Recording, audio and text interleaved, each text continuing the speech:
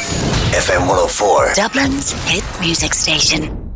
Well, first of all, Adam, welcome to Ireland again. Great to see you. Thank you. I always love coming here. And I have to give you a big thank you because I finally think I sort of understand the financial crisis thanks to your movie and thanks to celebrities explaining it to me. I am very happy to hear that. The whole Which is reason probably we made it. It's tragic it takes celebrities. But anyway, this movie, absolutely brilliant. Obviously, though, usually you were used to seeing comedies with you. Do you know that kind of way? This is funny, but it's a drama, really. Like, obviously, Anchorman, Talladega Nights, all those movies. So why now, this project for your first big drama? You know, it was really a case of I just read the book and I couldn't get it out of my head. I just thought, oh my God, this book is so entertaining. The characters are incredible. Michael Lewis just did an amazing job of kind of capturing this moment, explaining it. And so I never really thought in terms of this is a comedy, not a comedy. I just wanted to make this movie. So it wasn't until about halfway through making the movie that I was like, wait a minute, this is different than what I normally do. Although, like you said, there's still some funny stuff in it. There is. Was it important to you that it did, because obviously it's a serious subject, but it was important that it did have your stamp on it in some ways? Because there is many points in this movie that you do laugh out loud, and I wasn't expecting that.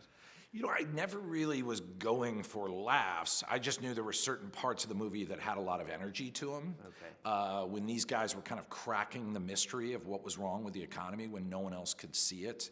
They're such interesting, odd, funny characters.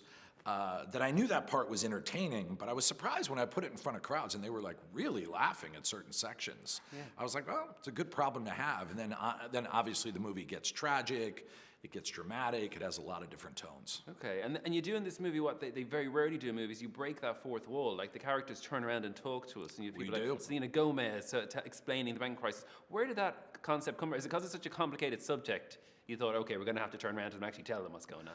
That was really it. I mean, the second I read the book, I had this idea that you have to break the fourth wall. You know, you always try and do whatever each story requires to make the movie.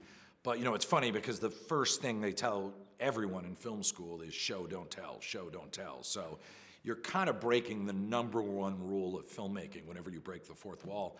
But I just thought with this movie, it had to be done. And I've seen other people do it well. I love Winterbottom's movie, 24-Hour Party People. He did it so masterfully in that. And I have a little bit of a theater background, so we messed around with it in theater as well. So I suspected it could work and play with energy. Okay, and of course, the cast in this is unbelievable. I mean, Ryan Gosling, Brad Pitt, Steve Carell, like, it goes on. Were you surprised all these people said yes? Were they on board before you joined? Because it's rare you get so many A-listers in one movie. It was really crazy. Yes, I was surprised. I mean, I knew some of them were going to be interested because it's a big, gigantic story. And you know, we knew we had this bold script that the characters were amazing, obviously.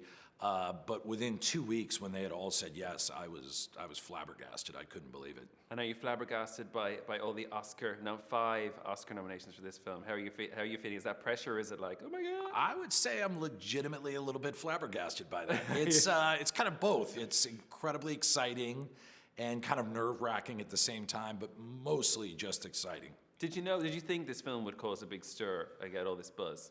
You never know. You always just make your movie. You hope that it's going to have this impact.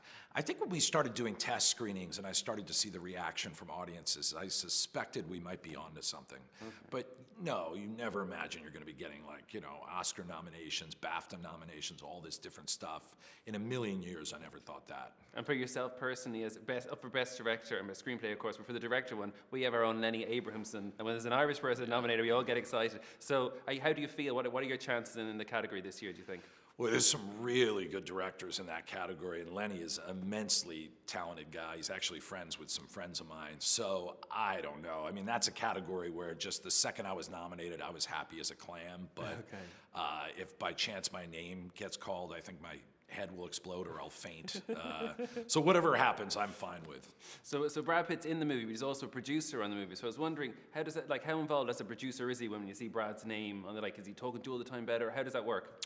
He's very involved, yeah. It's him, Dee Dee Gardner, and Jeremy Kleiner. They're kind of the core of Plan B.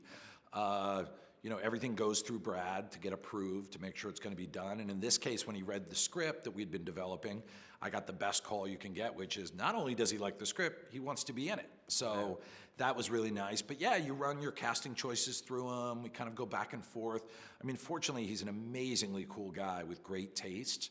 So all the input from him and his company, and Dee Dee Gardner and Jeremy Kleiner, they have exquisite taste, and it's like a pleasure to work with them. There's no accident that they keep having Best Picture nominations year after year. Yeah, absolutely. Listen, The Big Short, I absolutely loved it, and I say that honestly, it was brilliant. Thanks so much for coming to Ireland to talk to us, and yeah, best of luck with everything. Thank you so much, man. Thank you. Thank you. Great talking with you. FM 104, Dublin's hit music station.